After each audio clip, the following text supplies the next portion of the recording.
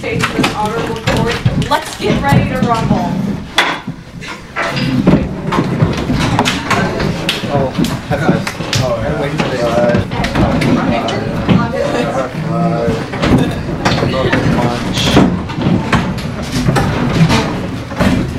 Hello again. You said once more to hear about search and seizure in the last minute court trial of the 2008-2009 session. Before we begin, I would like to say to all the justices that it's been fun. From the advocates stand to the justices bench, I've enjoyed this mock look at the American justice system. Now on to the last case. Once again, I expect a nice fair match, no yelling, cursing, fighting, or blank stares. We'll hear arguments now in number 03-1500, State of Georgia, petitioner versus Scott Fitz Randolph. Scooter, you're up. Thank you, Mr. Chief Justice, and may it please the court. The state of Georgia comes before this court urging to reverse the decision of the Georgia Supreme Court in Georgia v. Randolph.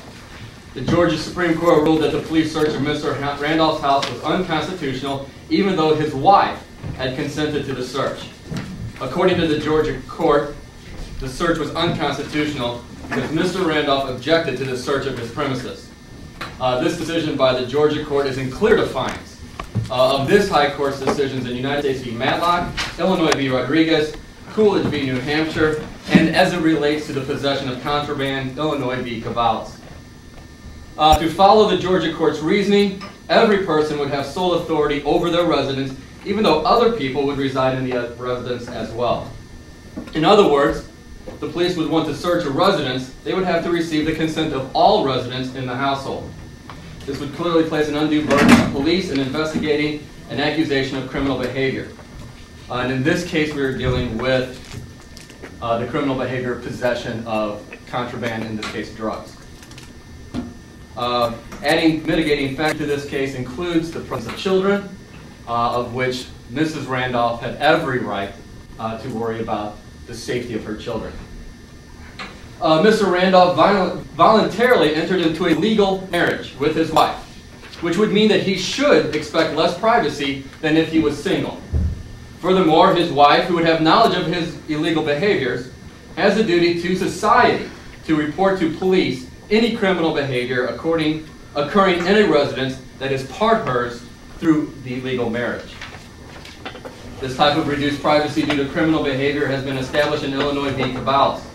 In Cavallis, this high court ruled that no citizen has a legitimate interest in possessing contraband items, and that any government action that reveals only such contraband compromises no violation of privacy rights.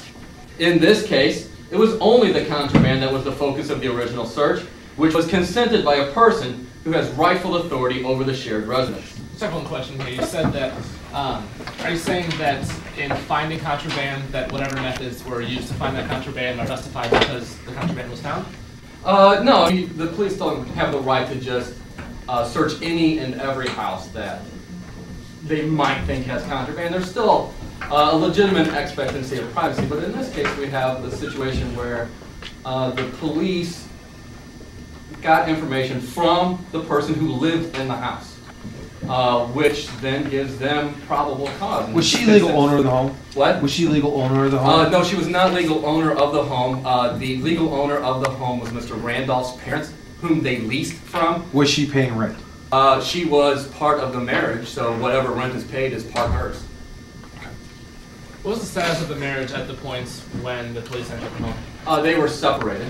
Whatever legal definition you want to put into that, there was no actual legal definition of marriage. Have you found any precedents including separation? Huh? Have you found any court precedents that include separation? No, because the court generally, and this is trial, this is common law, this is constitutional law, state laws, that when you have a marriage is a legal contract until the court decrees otherwise. Okay, so there was no legal separation. It just was they were separated. They were separated. They decided to she had moved out. She was back at the house to pick up her belongings. So the fact that she still had belongings in the house, still. Were they living in the same room? Huh? Were they living in the, were they cohabitating in the same room? They were cohabitating in the same house. With the same space though in the house? Huh? Same space in the house. Were there separate rooms? Was there his room, her room?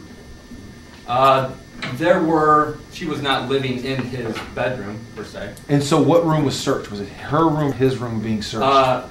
The bedroom that he occupied. So he did occupy a separate room than her. They were not cohabitating. They were in the same house, but not the same room. Is that correct? Correct. I'm going to pull in something you quoted in your brief from Matlock. It states that it is reasonable to recognize that any of the co-inhabitants has the right to permit the inspection in his own rights, and that the others have assumed the risk that one of their number might permit the common area to be searched. We've just established that they were not living in the same area, so how can you define his bedroom as being a common area? I'm defining the house that they share as a common behavior. So you're saying especially with the fact that there are children present, and his duties with children present from the marriage, now we have to expand the scope of common area, that any place that children could access, which would be a legitimately. Now in your brief you make special note of the fact that they did not search his office. Why then does it matter that they didn't search his office? If the entire house is a common area, then couldn't they have rightfully searched his very own personal office? Well, in the case, what happened was she consented, Mrs. Randolph consented to the search. She took them to the area of the house where there was the contraband. The police saw the contraband, headed back out, so we have plain view, they saw it. The police head back out. Plain view, I think we got into this argument before. I think you yourself argued the case that plain view is, well, they walked into the house to find the plain view. Wouldn't plain view be from the doorway, from the street, from the yard? They saw it through the consent that she gave. Prior to him showing up? Huh? No, he was there. And he already said no, He he said may not no. enter my He house. said no. She said yes. Police go in, they see the contraband items, they head back out to he heads back out to the police car to get an evidence bag, at which time she withdraws her consent.